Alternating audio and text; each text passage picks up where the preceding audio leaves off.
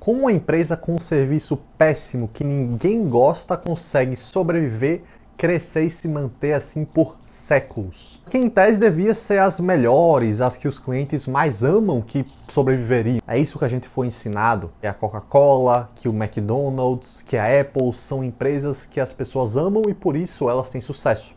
Então, como uma empresa ruim consegue esse mesmo resultado? Após estudar centenas de casos de empresas que deram certo e deram errado, eu cheguei a uma conclusão.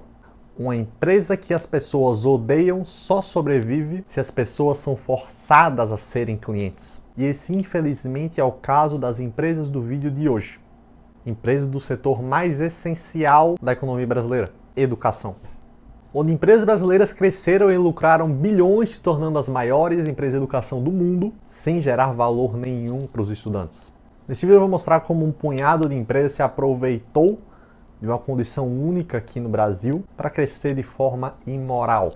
E também vou mostrar como todas elas fracassaram alguns anos depois. Mas antes de ir pro vídeo, meu nome é Lucas, educador financeiro, tenho esse canal no YouTube, Invest10, também tem o Instagram, @Invest10, o link para o Instagram e para os outros conteúdos de investimento está aqui na descrição. Bora pro vídeo. Todo mundo sabe que educação é importante. Inclusive, se você está discutindo política com alguém, você sabe que o terreno neutro geralmente é falar de educação. Você está lá num cacete durante meia hora e aí você solta um. É porque realmente o problema do Brasil é que a educação é ruim, não chega dinheiro, não chega eficiência para a educação brasileira. Normalmente é outra pessoa, ainda que seja totalmente contrária a tudo que você defende, concorda. Inclusive, se você não gosta de política, faça esse exercício, é uma delícia. Eu que só voto nulo e odeio falar sobre política, quando alguém fica com esse papo durante muito tempo, eu começo a falar de educação. A gente concorda e vai para outro assunto. Vai para futebol, para qualquer coisa, para investimentos. Apesar de ser tão importante assim, a ponto de tanta gente diferente concordar sobre o assunto, perceba que também a educação é muito ineficiente. Se você estudou nos últimos anos, você sabe do que eu estou falando, seja na faculdade, seja no ensino médio, enfim.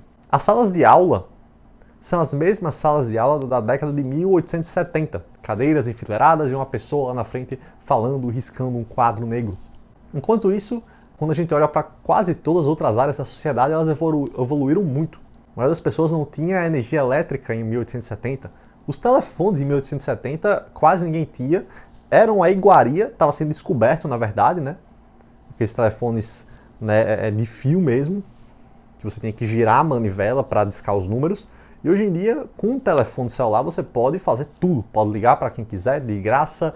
Você pode mandar mensagem, você pode arquivar 1 terabyte de dados. Você pode ter acesso a quase todo o conhecimento produzido pela humanidade na ponta dos dedos, enquanto que a sala de aulas permanece iguais. E agora você quer ouvir uma coisa muito injusta? E mesmo empresas de educação não gerando nenhum por cento do valor que a Apple gerou para a humanidade com seus smartphones, ainda assim, algumas empresas de educação trouxeram tanto retorno para os seus donos quanto a Apple trouxe para os seus primeiros investidores. Como eu comentei antes, essas empresas só conseguem lucrar cada vez mais e aumentar o preço das mensalidades nas faculdades porque existe uma obrigação. Porque os clientes delas, os estudantes, são obrigados. Obrigados tanto pelo Estado, que incentiva essas empresas a crescerem de maneira totalmente maléfica, como já vou comentar, como também de maneira social mesmo, normas sociais que acabam incentivando com que o jovem, que não sabe nem o que vai fazer da vida, entre na faculdade que ele vai descobrir daqui a 3 anos que não tem interesse nenhum. Normas sociais onde somente pessoas com a faculdade de marketing, por exemplo, conseguem ser contratadas para essa área. Ainda que a faculdade de marketing hoje em dia seja muito desatualizado com relação à prática real de marketing digital e outros tipos de marketing no dia a dia. Também normas familiares mesmo, né? Além dessa questão da norma social de empresas só contratarem gente com diploma, também existe a norma familiar, pressão dos pais, dos tios, enfim, para que o jovem faça faculdade, ainda que não se encaixe nos objetivos dele. E só deixando uma coisa bem clara, eu não estou defendendo que você não faça faculdade, não estou sendo contra a faculdade no geral, até porque eu mesmo faço, e eu vejo alguns pontos positivos, de, por exemplo, você precisar de faculdade para se adequar às normas sociais, de, por exemplo, você ter um plano B, expandir suas possibilidades. Existem certas vantagens. O problema é que o sistema brasileiro acaba corroendo tudo isso. Acaba desvirtuando todo o objetivo da faculdade. Apesar disso, uma coisa é certa. A faculdade perdeu sua maior vantagem que ela tinha antigamente. Essas faculdades elas surgiram para beneficiar uma elite, para que os filhos da elite fossem ensinados negócios, medicina, diplomacia, idiomas. Hoje em dia, a faculdade ela perdeu quase que totalmente o seu monopólio do conhecimento. Principalmente por causa disso aqui. onde a gente tem acesso a quase todo o conhecimento do mundo na palma dos dedos. Não precisamos mais de um professor falando ali na frente para que a gente aprenda um conteúdo. Os melhores professores do mundo dão aulas de graça, muitas vezes no YouTube, muitas vezes em cursos que saem mais baratos do que uma mensalidade de faculdade durante 5 anos.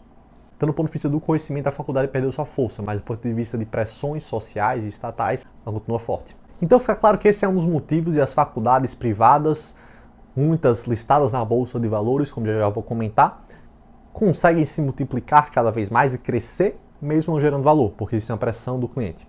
Mas além disso, existe não só uma forçação, como também um incentivo a isso, um incentivo perverso. Tudo isso começa pelo Estado brasileiro. Você já ouviu falar numa palavrinha de 4 letras chamada FIES? FIES foi um programa do governo para incentivar a faculdade privada. O governo ali nos últimos 20 anos ele incentivou muito a universidade pública, principalmente construindo muitas universidades federais pelo país, institutos federais. Mas ele também incentivou muito a educação superior privada, com FIES, com pessoas que não conseguem entrar na universidade pública, mas também não têm condições de pagar uma mensalidade privada. Logo o governo fez o quê? Ele deu um plano C para essas pessoas. Em vez de ficarem sem fazer faculdade nenhuma por essa falta de opções, ele fornece um empréstimo para essas pessoas a taxas mais baixas para que assim elas consigam custear a mensalidade. Qual é o problema disso? Pense o seguinte, você é um jovem de 18 anos. Você entra na faculdade sem pagar nada, com um empréstimo do governo. E obviamente que a conta vai chegar lá daqui a uns 10, 20 anos, quando o período de carência acabar e você for obrigado a pagar o empréstimo. Essa conta uma hora vai chegar. O problema é que você é muito jovem, você não tem noção ainda de que daqui a muitos anos essa dívida pequena vai formar uma bolada lá na frente. Se a mensalidade da faculdade, se você pagasse todo mês à vista, fosse custar 100 mil reais, quando você vai ver daqui a 15 anos, ela vai acabar custando 300 mil. Mas hoje você não tem consciência disso. O problema começa daí. Esse programa do governo, que em tese deveria ser benéfico, deveria estimular a qualificação do país, acabou criando um incentivo perverso, porque o jovem não tem noção de que a conta uma hora vai chegar. Sem contar que a gente está lidando com carreira de pessoas muito jovens, que muitas vezes têm a opção pessoal, natural, de descobrir que não gostaram do curso que eles escolheram. Descobrir que você não quer fazer direito e sim quer trabalhar com marketing. Que você não quer fazer engenharia e sim medicina. Então as pessoas elas mudam as preferências com o tempo, principalmente sendo muito jovem. O FIES é meio que uma corrente ali que atrela a pessoa àquele destino. Então isso traz uma série de consequências sociais depois também. Mas aí vem a pior parte de tudo isso. O FIES, além de incentivar a entrada de jovens na faculdade sem que eles pensem no futuro distante, seja mudar de curso, seja ter que pagar essa conta depois lá na frente, ele faz uma coisa muito pior. Ele dá uma carta branca para as faculdades fazerem o que quiserem. Porque pensa o seguinte, o jovem não tem noção de que ele vai pagar essa conta daqui a 20 anos. O governo está ali só fornecendo empréstimo. Por mais que a faculdade seja cara, em tese o governo vai receber esse dinheiro de volta lá na frente.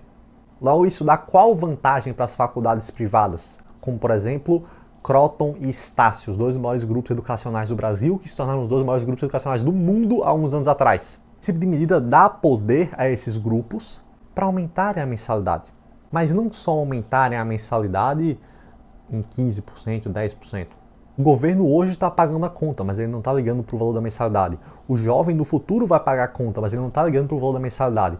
Logo, a carta branca é as faculdades aumentarem o quanto quiserem o valor das mensalidades. E assim gerarem muito mais vendas. Depois, a bomba, a banana vai ficar para quem? Vai ficar para o estudante e para o governo. Para o estudante que vai ter uma dívida muito maior para ser paga daqui a muitos anos, e para o governo que talvez nunca receba esse pagamento, porque muitos estudantes não vão ter condições de pagar. Assim a gente vai ficar com o quê? Com rombo nos cofres públicos e com estudantes com nome sujo para sempre.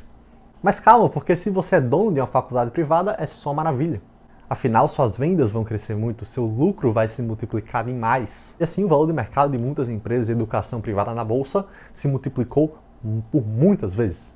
Principalmente esses 2 grupos que eu comentei, Croton e Estácio. E elas não superaram Yale, Harvard, Oxford e várias outras universidades famosas pelo mundo por serem melhores. Elas superaram numa receita simples. Vamos aproveitar que ninguém sabe quanta conta vai dar lá no final e vamos aumentar a mensalidade lá para cima. Mas felizmente uma hora a fonte secou. Nos últimos anos o governo federal diminuiu muito o alcance do FIES, inclusive chegando a um ponto de parar com as novas turmas do FIES. Provavelmente vão surgir novos programas educacionais de ensino da educação superior, empréstimos, mas não da forma como foi feita antes.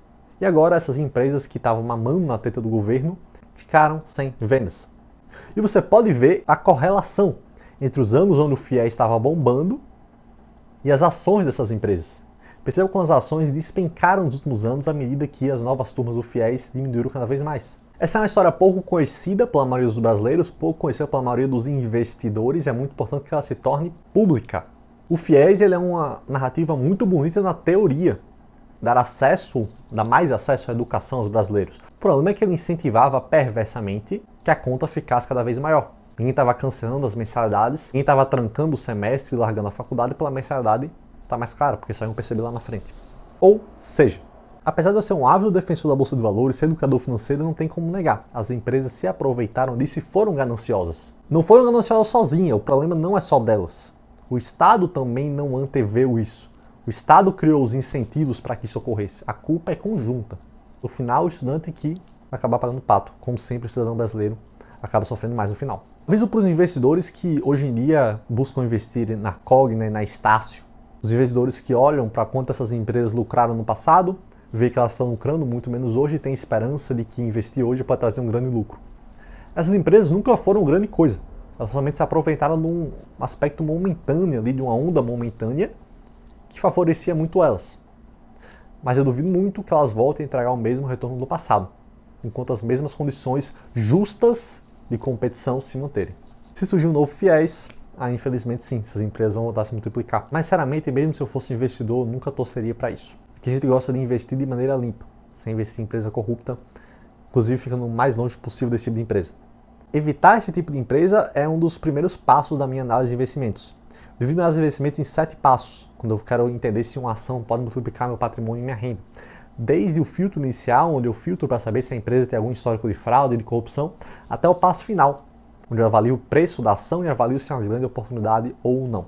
E caso você queira saber mais conteúdos de investimentos e de negócios, aproveita novamente para fazer o convite para você clicar no link da bio aqui da descrição e ir lá para o meu Instagram, onde também tem muito mais conteúdo para você aprender a multiplicar a sua renda. Tamo junto, pessoal, e até a próxima.